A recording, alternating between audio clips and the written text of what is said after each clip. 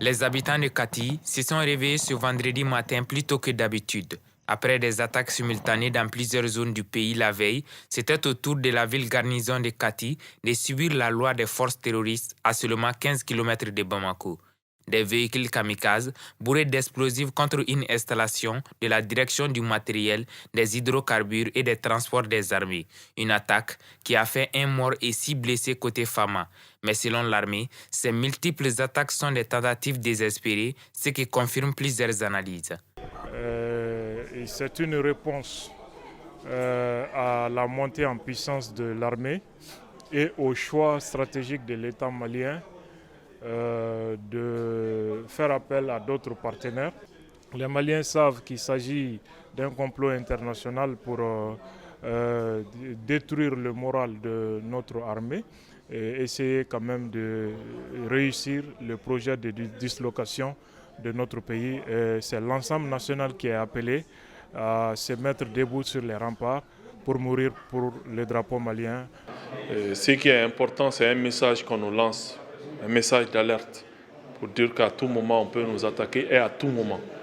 Ceux qui n'ont pas hésité à s'attaquer au camp de Kati avec tout l'arsenal militaire n'hésiteront pas à attaquer n'importe quelle partie de notre territoire. Donc nous appelons la population à la vigilance, pas à la panique mais à la vigilance.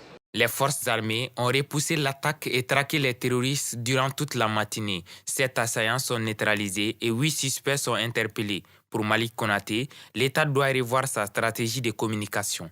L'État ne doit pas laisser sa communication à ce genre de choses. Parce que la communication, ça doit être professionnel, bien préparé, bien traité avant la diffusion. Aujourd'hui, il y a tellement de panique.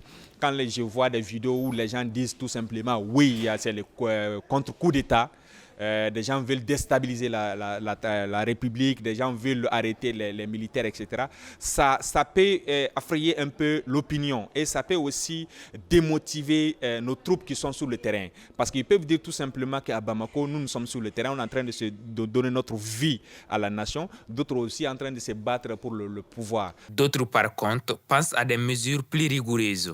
Mon premier message, c'est de dire à la population malienne de se mobiliser et de donner l'information à temps. Pour toute personne étrangère qui vient dans les familles, il faut quand même donner ces informations. Mais en même temps, il faudrait marquer les frontières du Mali.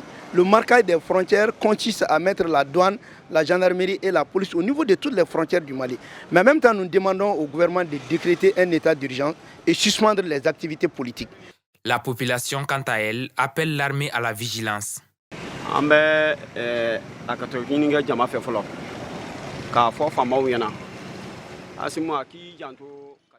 Je demande au président Assimi d'être plus vigilant pour la protection des Maliens, qu'il renforce les postes de sécurité.